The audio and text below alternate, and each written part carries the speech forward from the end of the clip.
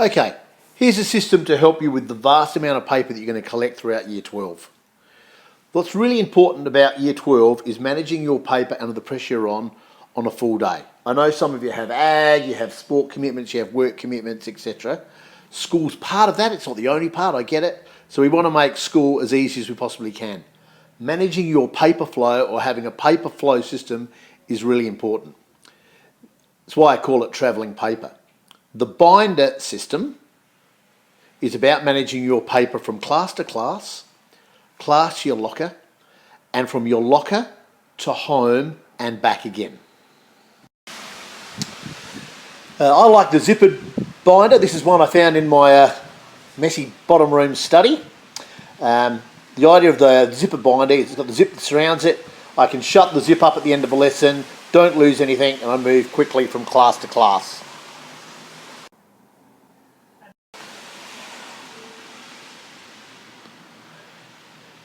And here's what my folder looks like inside. All pretty collated, you can see everything that's there. We'll have a decent look as we get inside. Here's a word of advice though. I've got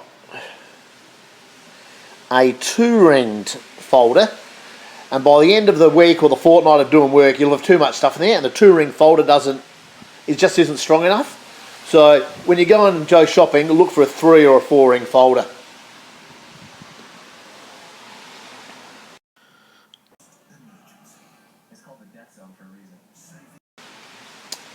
Notice here I've got my pencil case, my zipper pencil case, but I won't lose anything.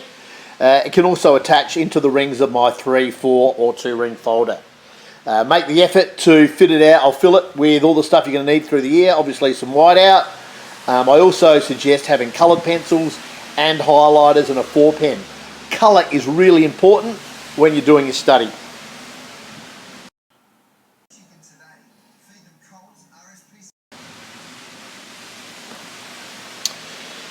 Then inside my folder I've got separate sections for each folder or for each subject. Each of those subjects has a particular colour. I've just grabbed some plastic dividers, and plastic's a lot stronger than the paper ones, and you need some strength as the year goes by. These are plain ones, but you can also buy ones which have got slide-in pockets, which work really well, or horizontal pockets, so that when your teacher throws your stuff right at the end of the lesson and you haven't got time to file it and you need to get off to lunch, study, wherever, you can just throw it into your folder and sort that out at homework later on. And I'll talk about that more later.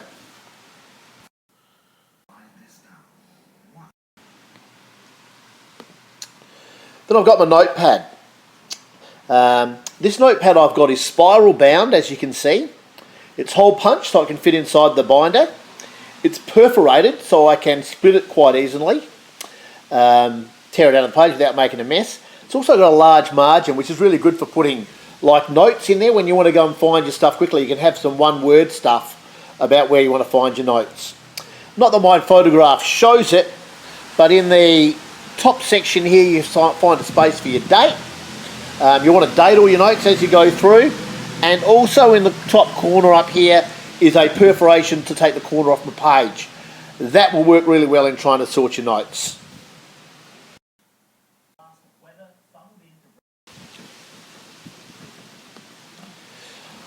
Out of my stationery kit downstairs, this is the folder I use. You'll notice it's a section notebook, but this is actually the least desirable of what you want, because you'll find as you go through the semester or the term of the year, one section will fill up before another. So, obviously English will fill up before your phys ed, for example.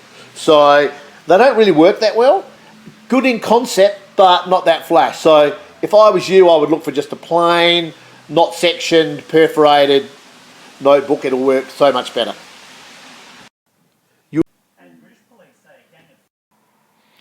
Okay, at the front of my binder, I've also got 2 large plastic envelopes, right? And they're sorted at the front of the binder. Where I see them, as soon as I open my folder, I'm going to see them. One of them has been labelled with a sticky label, homework to hand in. The other one is labelled homework to do.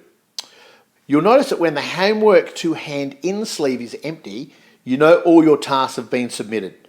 That's going to make you feel really good, right? And it's those little small wins, those successes, those knowing that feeling of accomplishment week by week as you keep up with your stuff is going to keep you motivated and keep you in the right headspace as the year goes on.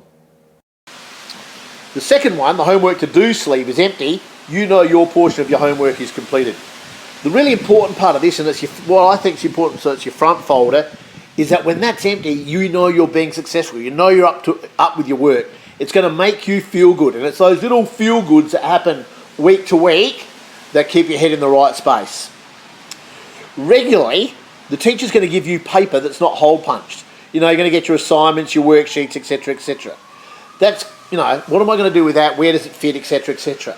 Just throw it in the homework to do section, and that means if the teacher's handed out notes to read, a homework assignment, assignment tasks, even your marked tests that come back, throw them in your homework to do plastic, and then that night, when you get home, part of your review is going back through your notes all the time. It's part of your study process.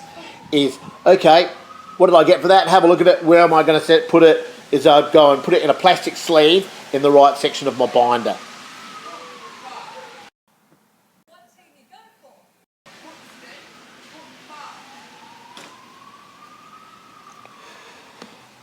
Some people actually like to colour code and have a plastic sleeve or a plastic envelope for each subject. That's fine if you want to be that organised. I know some kids have done that. It works really well for them. You can find colour-coded ones, much like you've got a colour-coded system in your folder. The ones I found didn't have hole punch, which meant you'll have to hole punch it yourself to fit in. That's fine. But you also want to make sure, because there are all sorts of different sizes, that when you buy your binder, that your plastic envelope actually fits inside your binder.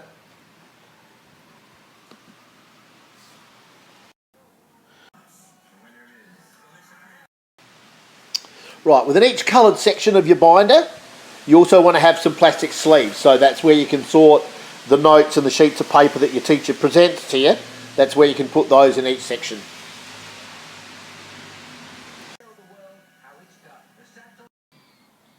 And that's it. Just remember, I'll talk about this all the time. I call about my pack principle, which means you need to purge.